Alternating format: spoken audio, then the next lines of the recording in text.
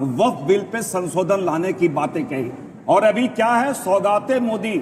अरे आपको तो शर्म आनी चाहिए, सबसे पाक महीना है और जिस आपने नमाज भी अदा करने को अवसर आपने नहीं दिया, और आप बात कर मुस्लिमों के हिमायती बन रहे हैं। तो मेरा यह कहना है कि आपने क्या प्रयास किया, मैं आज भी कहना चाहूंगा पूरे ऑथोरिटी के साथ, आपने चाहे एयरपोर्ट की बात करें, सी पोर्ट की बात करें, रेलवे की बात करें, आपने किरण रिजिजू जी, किरण मतलब रे, एक्सरे मशीन से आपने देखा होगा कहां वक्फ की जमीन कहां है। जब कुछ नहीं बचा तो वक्फ की जमीन पे आपकी नजर है कि कैसे कारपोरेट घरानों को हम दे, या आपकी नजर, आपकी मंशा इससे जाहिर होती है। इसलिए मैंने कहा कि भाई आप भले हम कल एक हम इंसान बन गए हैं, हमें ये चीज आ गई, इसलिए हमने कहा झड़ गई पूंछ रुमान झड़े पछता का झड़ना बाकी है, बाहर बाहर तन संवर गया मन अभी संवरना बाकी है।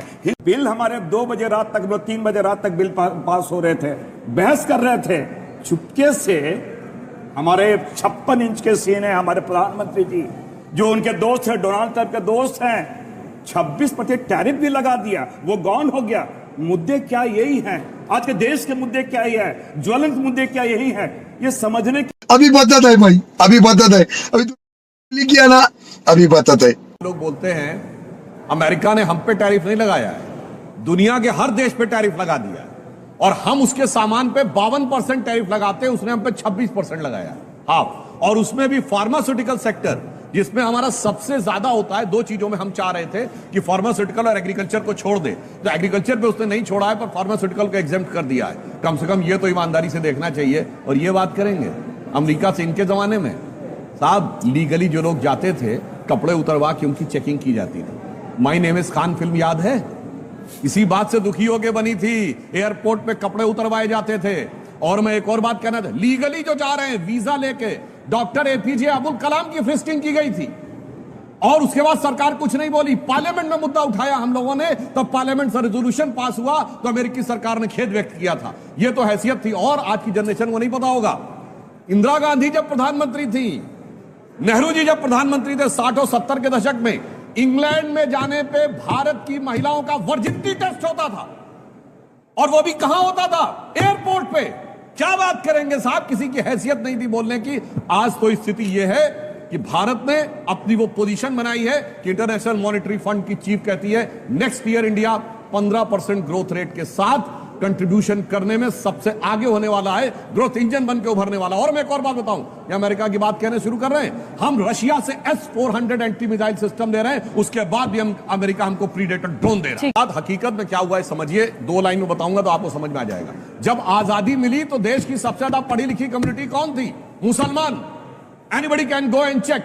मैं यूपी का रहने वाला हूं। 1931 सेंसस में यूपी की रेट ऑफ लिटरेसी सिर्फ 8% थी और सैयद मुसलमानों की 24% थी।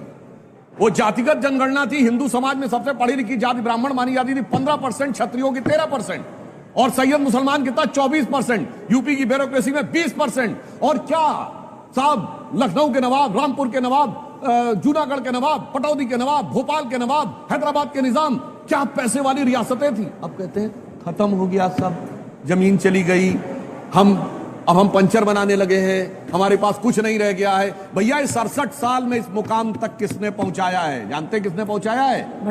ये सेकुलर सियासत ने पहुंचाया है। पढ़ाई लिखाई से महरूम हो गए। आज भारत की सबसे पढ़ी लिखी कम्युनिटी कौन, आपको पता है? एजुकेशन में पारसी 0.001% की माइनॉरिटी। सबसे प्रॉस्परस कम्युनिटी कौन? जैन 1%, सिख 1.8% की माइनॉरिटी। तो मैं सिर्फ एक बात कहूंगा, मगर मुसलमान क्यों नीचे रह गए?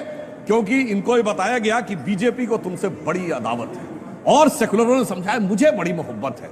अदावत मोहब्बत की सियासत में मारा, किसी को किसी की अदावत ने मारा, और शराफत अली को सेकुलर सियासत ने मारा। मजा आया, और मैं ये जो मजा है हिंदुस्तान के हर व्यक्ति को देना चाहता हूं।